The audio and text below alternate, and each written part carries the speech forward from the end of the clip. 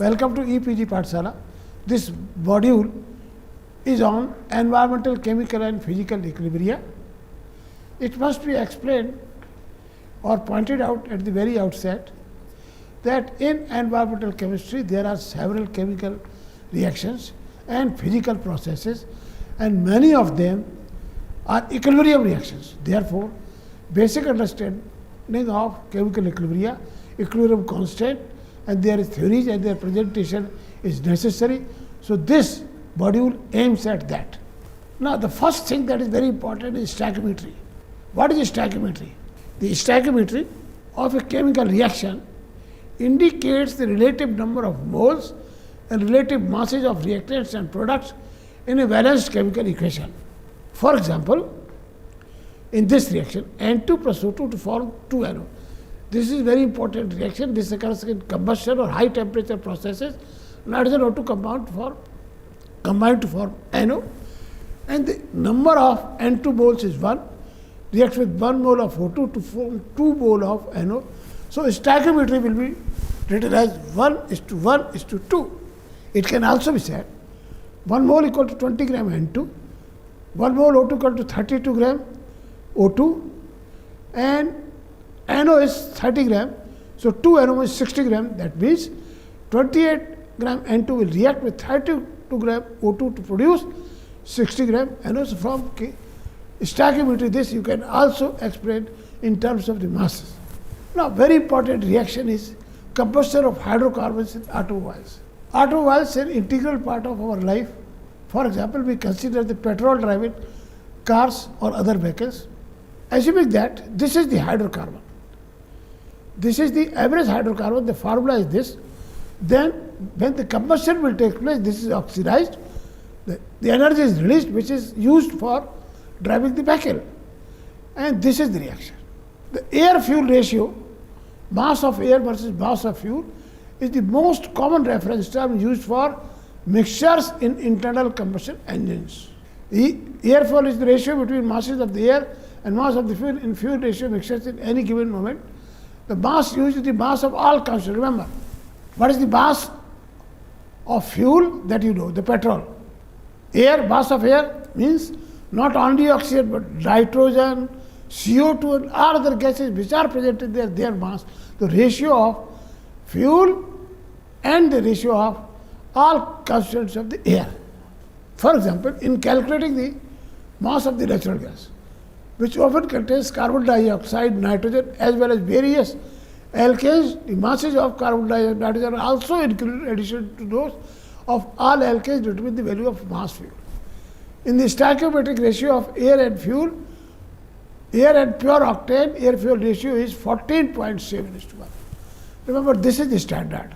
That is, if a air-fuel ratio in an automobile is 14.7, that is 14.7 is air and fuel is 1 volume, 14.7 volume is air, 1 volume is fuel, then complete combustion will take place. No carbon monoxide will be formed. All the carbon will be converted to CO2 and petrol will be converted to CO2 and water. If the ratio is less than this, it is 12:1. It means there is less air. When air is less, then what will happen? The complete combustion of carbon will not take place and CO will be released. That is the reason for pollution. Now, an example, H2 and O2 react to produce this. How many moles of H2 would be needed to react completely with 0.5 mole of O2? You can calculate like this. According to this balanced equation, how many grams of iron will react with 2.0 mole of water? We know the reaction. 3 iron, 4 water. 3 mole of iron, 4 mole of water. How much it reacts? 2 mole of water, x mole of iron. You can calculate how many moles of X will react. Iron will react. That is the answer. This one. Limiting reagent, it is an important concept. The amount of the product which may be obtained from a chemical reaction is determined by the amount of the reactant present in deficit, that is less than the stoichiometric ratio. This reaction. 2H2 reacts, 2 moles of O2, H2 reacts with 1 mole of O2 to form H2O. Okay? If we take 2.02 gram mole of hydrogen and 32 gram mole of O2, then we can calculate this. Now I explain a very important concept which is involved in eutrophication, this limiting region concept. It is known that in lakes there is a lot of algal boom. Water hyacinths, they develop and the whole of the lake is covered, and ultimately the lake is destroyed. What happens? That depends upon nitrogen and phosphorus. The ratio of nitrogen and oxygen must be 8:1. If there is less nitrogen than the phosphorus, the ratio is 6:1, then nitrogen will be the limiting reagent. And if nitrogen is more, phosphorus is less, then phosphorus will be the limiting reagent. So this is a very important concept. What is equilibrium? All physical and chemical processes have a natural tendency to reach the state of maximum stability, which is also called the state of equilibrium. That is a natural tendency. They want to rest. The things want to rest. And once the equilibrium has been attained under specified conditions, the system loses the tendency for any further change. What does it mean? Look here. This reaction N2 plus 3H2 twice NH3. These are the rate constant, forward rate constant and the backward rate constant. The ratio of these two is called equilibrium constant. If you mix known amount of N2, known amount of H2 and allow to react in a closed vessel, they will react for ammonia, and after a certain time the reaction will stop. It will reach equilibrium. Neither the concentration of reactants will change nor the concentration of ammonia will change, and the reaction will said to have reached the steady state. Now what happens? In the chemical equilibrium, the reaction has not ceased to occur. The reaction is still occurring, but the rate of forward reaction is equal to rate of the backward reaction.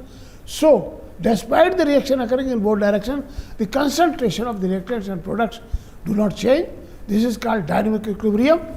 Equilibrium reactions do not go to the completion. Mostly it is true. For example, this reaction N2 plus thrice H2 twice NH3. If you mix them and you expect that after some time there will be no hydrogen, if they are taken a stoichiometry ratio, there will be no hydrogen, there will be no H2, there will be only NH3. This doesn't happen, but in some of the reactions this may happen, but most of the reactions this will not happen. They do not go to completion.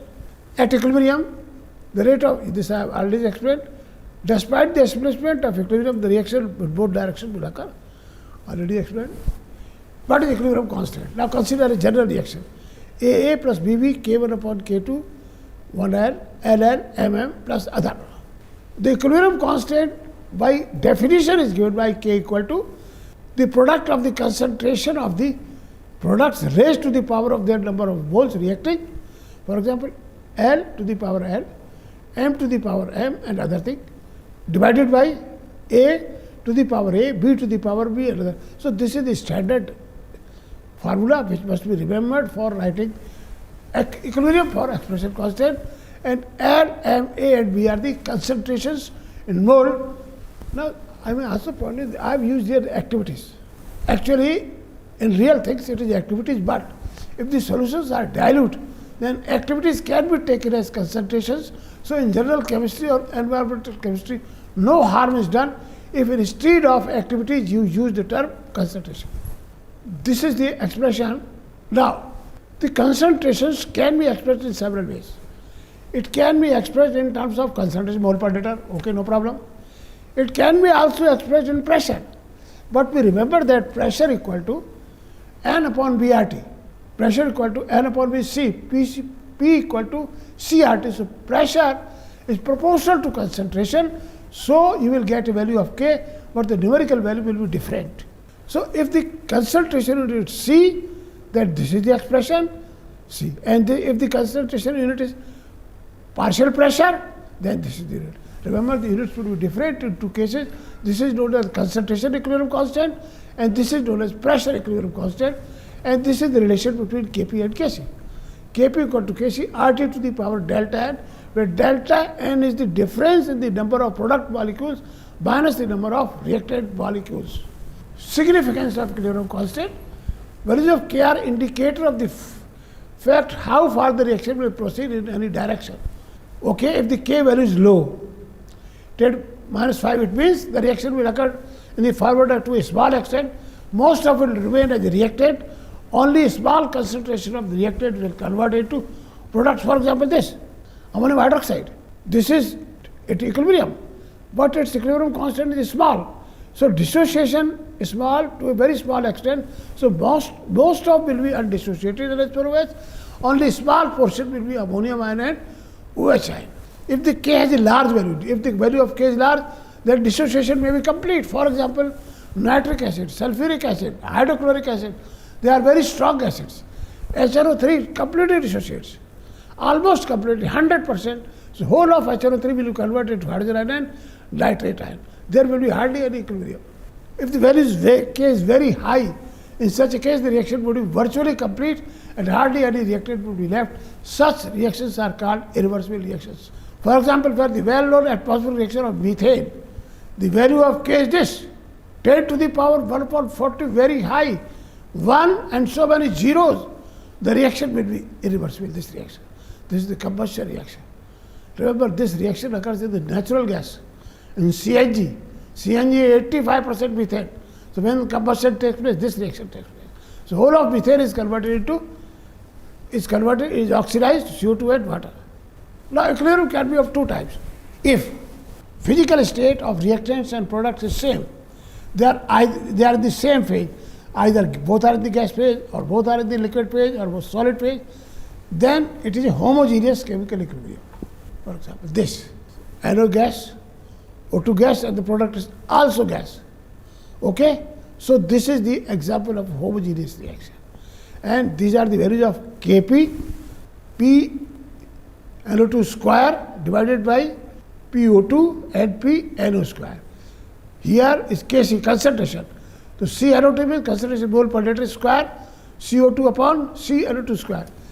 Now an example, at this temperature, the value of Kc for the reaction is this. If one starts with this much of NO2 in a closed vessel, how much N2O4 would be formed? This is the reaction. Twice NO2, N2O4. Okay? Starting concentration is this. Remember, in the beginning, at time equal to 0, when the reaction has just started, no reaction has occurred, 100% of this present, this has not been formed, so this is 0. Heterogeneous chemical equilibrium. When the reactants and products are different phases. For example, this is the decomposition of calcium carbonate on heating. This is solid and this is gas. So there are two states, solid and gas. So it is a heterogeneous equilibrium. Now Kp for this is given by this. Kp equal to this activity of this into activity of this divided by activity of this. If instead of activity we write partial pressure of this and partial pressure of this divided by partial pressure of this, then by convention the partial pressures of solids are assumed to be constant. So PCAO will be constant, PCO3 will have some constant value. So these can be ignored, or you can assume they are involved in this. So Kp is written only PCO2. That's why. This is important point to remember. Pure solids and pure liquids, these activities are taken as constant. Equilibrium constant and free energy is another important concept. Consider a general reaction AA plus BB 1 LL plus MM. The change in free energy given by this. The sum of the free energies of the products, this, minus the sum of the free energies of the how do you write? Individual free energy of A into A, individual free energy of B into B, and these two positive. Remember, products are positive. Always in thermodynamics, reactants are written as the difference is this. This is G is also written as G0, RT, Ln, PS. This is a relation between free energy and partial pressure. This is standard free energy. So we can write in place of this GR equal to this G0 RT. This is for we can write for all of them, and ultimately we get this equation. At equilibrium, this Kp equal to P, this, hence you can write this. So this is a equation, important equation. And another important equation is standard free energy. This standard free energy equal to minus delta G is equal to RTL and K. This is used for calculating of the equilibrium constant if delta G 0 is known or otherwise. If K is known, you can calculate the standard free energy change of a reaction. This is the example. Magnitude of delta G 0 is the indicator of the magnitude of K. If delta G 0 is less than 0, then K is greater than 1. If delta G 0 is 0, greater than 0, then K is less than 1. If at 25 degree, delta G 0 is minus 100 K 0, then remember, why this one is there? Here is minus sign. That is the reason, minus sign. Okay?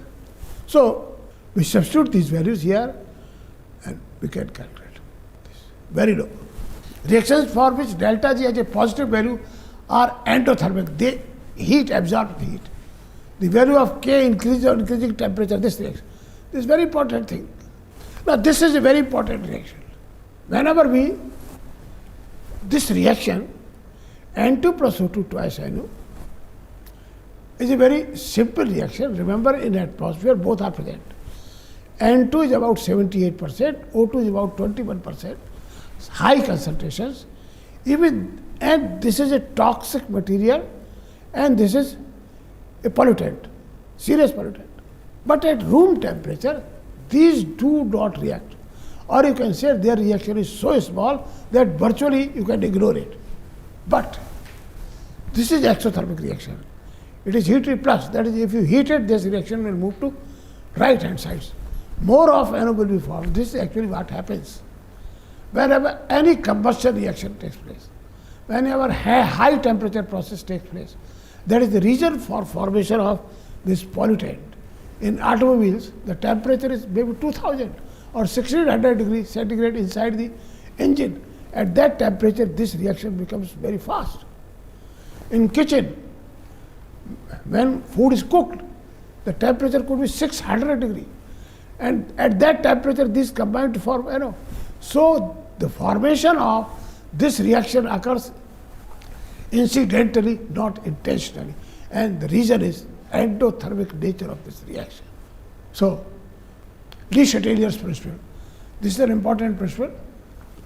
This explains how their reaction will change if the parameters, concentration, pressure, volume, temperature are changed one by one. Consider two reactions. This is an example. Now, this reaction has a delta H is negative. This is delta H positive. That is, when the reaction occurs, the heat is released. That is, heat comes out.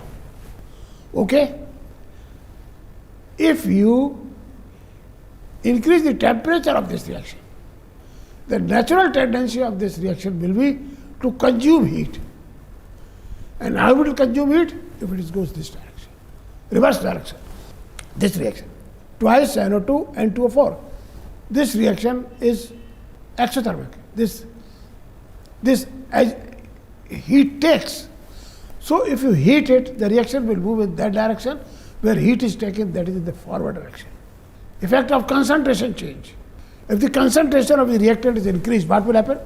It will try to consume the reactant. Therefore, more of the products will be formed. If the product is added, then the reaction will have a tendency to consume the product. How it can consume the product? It can consume the product if the reaction moves in the backward direction. So this is how can I explain this. Similarly, the change in pressure and volume can be explained. Now in this, the environmental, chemical and physical equilibrium module, I have tried to explain what is stoichiometric reaction, what is its importance, and mainly also what is the limiting reagent, how it will affect concentration of one product.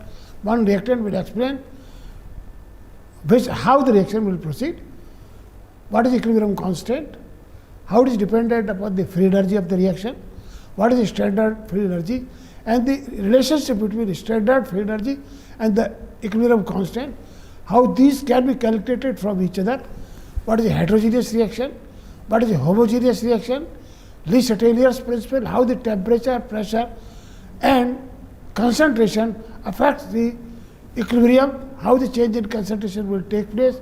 It is also explained that chemical equilibrium is a dynamic equilibrium. Thank you.